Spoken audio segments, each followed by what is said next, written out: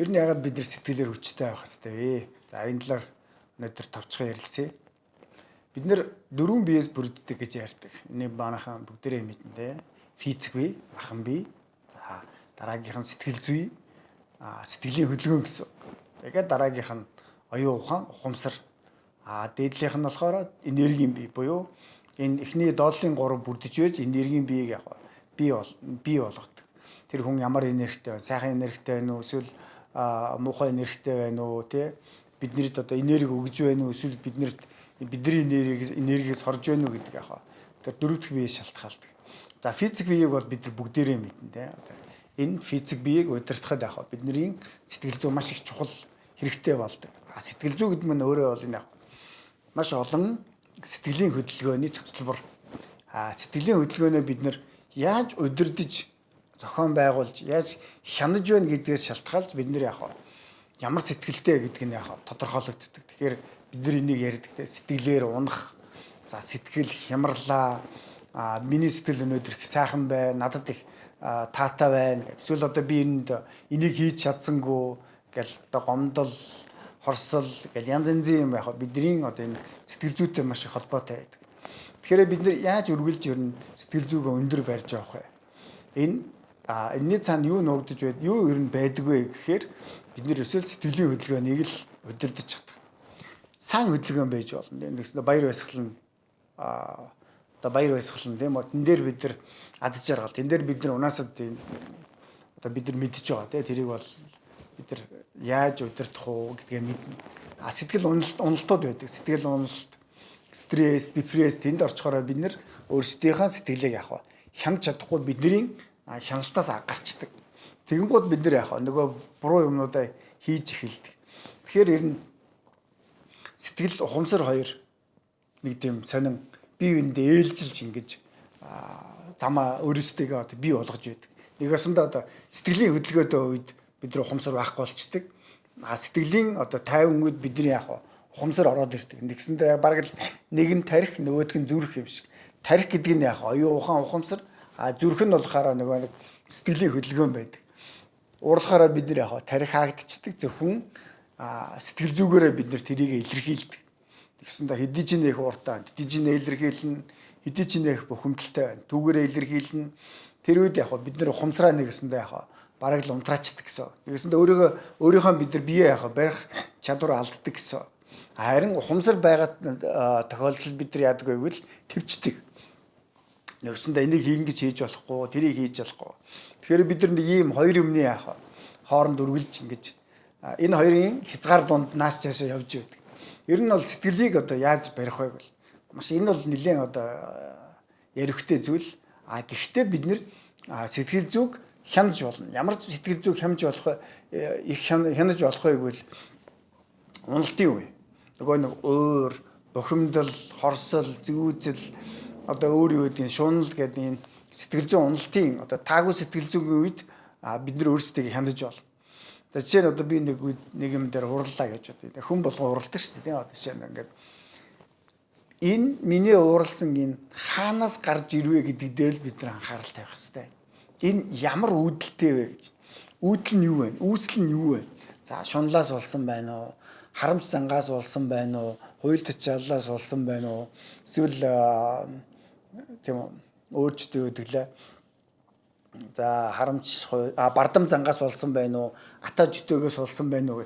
Энэ яг юунаас болсон байна гэдгээ бид нэр дараа нь өөртөө дүн шинжилгээ хийх хэрэгтэй. Тэрний дараа бид нар юу чухал вэ гэвэл энэ гаргасан энэ алдааг би дараагийн удаа би яаж давтахгүй байх вэ гэдэг дээр бид нар анхаарал тавих хэрэгтэй. Нэгсэндээ бид нар ажиглаж, шинжилж тийм үү? За энэ ингэж ийм үүдэлтэй юм байна. Тэгэхээр яг энэ миний энэ гаргасан энэ нуур бол нэг иймнээс болсон байна гэдэг. Тэр бид нар заавал дүн шинжилгээ хийж явах хэрэгтэй. Харин дараа нь бид нар энэ алдаагаа давтахгүй байхыг хичээх хэрэгтэй. Бүр чармаах хэрэгтэй. За би энэ дээр өмнө алдсан шүү. Ингэж бид нар энэ сэтгэл гэдэг юмыг ухамсарлан хөөгд байх юм бол бидний ухамсар тэр сэтгэлийг бариад авна. Харин бидний ухамсар тэр сэтгэлийг бариад авчихсан тохиолдолд энэ бол бид нар одоо ингээд бурнаут буюу шаталд явагдахгүй эсвэл одоо хоёр туйлт руу одоо гүйхгүй өөрийгөө нэг тийм араамн тий одоо нэг юм хайрцагт ингээд багтаагаад ингээд бариад авах бид нар боломжтой. Энэ бол үнэхээр чухал зүйл. Ягаад гэвэл бүх хүмүүс, бүх мэрэгжлийн хүмүүс чухал. За махан бие бол бид нар яг өдөртөж чадчихээн тийм үү. Өнөөдөр боц гэсэн үедээ босч байна. Тэндээ бас дахиад л яг сэтгэлийн хат орж ирнэ. Сэтгэлийн хат ч өөрөө ухамсар дээр суурилдаг шүү дээ. Тэгэхээр бид нар яг тэрийг одоо бид нар өдөртөж чадж байна. Ер нь бол махан биеийг бол бид нар бол яг нэлээд одоо барьж чаддаг. Ер нь нэг 40 юм уу 50% бид нар махан биеийн одоо хийж байгаа зүйлийг хязгаарлаад тэрийг болно, энийг болохгүй гэд ирэхээр бид нар ер нь нэг тийм хүн төрхөндөө ороод ирдэг. Харин сэтгэл зүй бол маш их барьцгүй. Ягаад гэвэл эн чинь үргэлжийн байнгын тавтагдж байдаг зүйл. Хүн одоо нэг өдөр уурлаад тэгэл маргааш нэг өдөр нь уурлахгүй гэх юм байхгүй шүү дээ. Ягаад гэвэл нөгөө нэг сэтгэл зүгээ бид хянаж чадахгүй, ажиглаж чадахгүй, шинжилж чадахгүй болохоор бид нар энийг алдаад байдаг. Харин бид нар энийг ажиглалтаас эхлээд за энэ өнөөдөр би нэг ингэсэн. Энэ яг юунаас болсон? Түүний миний хэлсэн нөгөө нэг сэтгэлийн одоо тэр 7 дайсан гэдгийн 6-наас нь одоо юунаас нь болсон байна. Яг ингээд би зүгээр энэ атаж өдөөнөөс болсон байна уу?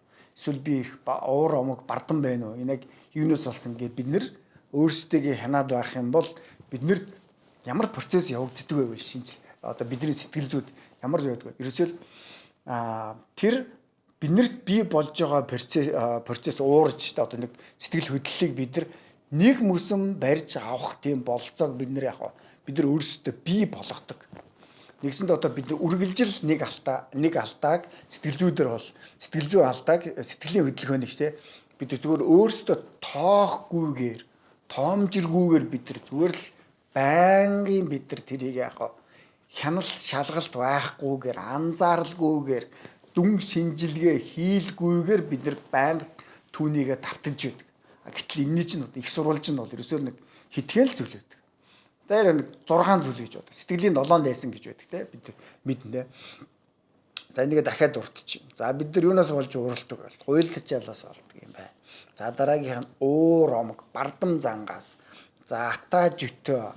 За тэгээд харамж зангаасаа болдог. За дараа нь тавд нь атаа жөтөө.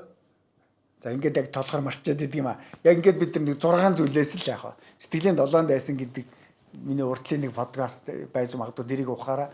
Ингээд бид нар ийм нэг 6 7 их сурвалжаас гэсэн үг.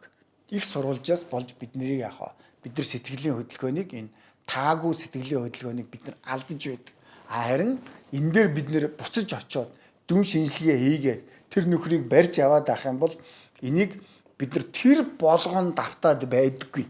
Ягаад гэвэл энийг бид нэр барьж авсан тохиолдолд. За би өчтөр тэгж уралсан шүү. Ягаад гэвэл би тэгж өчтөр уур гаргасан. За тэр маань одоо юу гэдэг жишээ нь одоо гэдэг бардам би өөрийнхөө бардам зангаас олсон гэж жишээ авъя тийм үү. Би бардам учраас хүнийг хүндэлж чадахгүйгээр эргэн тойрныгоо хүндэлж чадахгүй учраас энэ дээр би ийм алдаа хийсэн. Тэгэхээр би яг гэвэл энэ бардам зан дээр би одоо ажиллана. Дараагийн удаа би энэ дээр уурлаж болно. Гэхдээ маш их бага болно. Эсвэл би уурлаж байхдаа ухаарна. Ингээл хөөгд ивэл уг нь бол тэр нэг доороос гарч ирж байгаа үүсгэл нь бол уг нь их бага юм байгаа. Даанч бид нар энийг ерөөсөө анзаардгүй учраас бид нар энэ сэтгэл зүйн энэ алдаан дээр үргэлжил алдаа гаргаж идэг. За тэгээд алдаа гаргасныхаа дараа бид нар яадаг вэ гэвэл сэтгэлээр ундаг. Доошоо явдаг гэсэн. Яг гэвэл бид нар чинь дээрээс доошоо уруудаж ирж байгаа ш. Тэгээд доошоо уруутна. За тэр доошоо уруудахын бид нар юуг нэрлэдэг вэ? Стресс, депресс гэдэг нэг тийм хий хоосон юм дээр бид нэр суурилдаг. Ер нь бол бидний амьдрал ер нь тийм одоо сэтгэл зүйн хувьд ч та бидний амьдрал ер нь л ихэнх дандаа тийм хий хоосон юм дээр суурилдаг байлээ шүү дээ. Одоо ингээд яг ингээд дүн шинжилгээ хийгээл ингээд хүнийг ингээд ухаалт өнгөд бол ерөөсөө юу ч байхгүй. За надад жишээ нь тий одоо надад нэг стресс байна гэл хүн ирнэ. За болно хүлийн живсээр ягаад гэвэл нэлээд тийм бидний хэлгээр даав нь харагдчихсан тийм үү. Нэлээд доошоо харагдчихсан, урваачихсан нэлээд тийм юм бодсон тийм ирнэ. Харин тэр нь яг хаана байгаа юм бэ гэдэг тийм үү. Ухаат өнгөх юм бол зүгээр л байдаггүй. Яг гэвэл яг л толтой адилхан байдаг. Зүгээр л нэг тийм голын урсгал шиг тийм үү. Нэг голын урсгалд нэг голд хоёр орж болдгоо гэдэгтэй адилхан болоод өнгөрчихсэн байдаг. Харин тэр бидний тэр тархинд болоо зүрхэнд бас ялангуяа болоод өнгөрсөн зүйлийг бид нэр л бариад авдаг. Тэр нь хийх хоосон байдаг. Тэгэхээр энэ хоосон чанар гэдэг нь энийг хөөгд байвал их болох юм санагдаад байдаг. Тэгэхээр бид нар ерөөндөө хоосон юмыг л яг бид нар бий болгодог. Яагаад бий болгож байгаа юм бэ гэвэл тэрийг бид нар дүн шинжилгээ хийж чадахгүй алдсан учраас бид нар тэр нь ямар санагддаг вэ гэвэл эсвэл яг л биднэрт яг үргэлж юм байнгын байгаад байгаа юм шиг биднэрт санагддаг. Уг нь бол тийм бол байдаггүй. Тэгэхээр бид нар хэдий ч нэ сэтгэлийн одоо сэтгэлийнхаа хөдөлгөөнийг сайн ч гэсэн адилхан, муу ч гэсэн адилхан барьж чадна. Бид нар сэтгэлээр төдий ч нэ хүчтэй болж чадна. Хэдий ч нэ бид нар яг дүн шинжилгээ ялангуяа одоо дүн шинжилгээ тэр хийсэн одоо гаргасан уурж гэдэг юм гаргасан зүйл тэр эргэж очиод бид нар дүн шинжилгээ хийх юм бол нэг алдаандар бид нар за яг хоёр алдъя гэж бод. 3 4 алдахад ер нь бол хүн ухаарад ирдэг. Би энэ алдааг л ер нь ил гаргадаг та. Эсвэл одоо миний одоо хаяны жил энэ дээр л нэг алдаад идэг гэх юм бол хүн ойлгож болдог. Тэгэхгүй энэ дээр дүн шинжилгээ хийх юм ба хийхгүй бол бид нар яах вэ? Байнга л энийг юм. Нөгөө л нэг хэрүүлийн одоо маргааны үгний үгс байдаг шүү дээ. Байнга энэ дандаа үргэлжийн тэгдэг, ингэдэг яг ингэж л бид нар давтагддаг. Тэгэхээр бид нар төмөөрөө яах вэ? Дүн шинжилгээ энэ ажилт гэдэг юмыг төмөөрөө яах вэ? Нэлээд гүнзгий хийж сурцгаая. За ингээд анхаарал тавьсанд баярлалаа.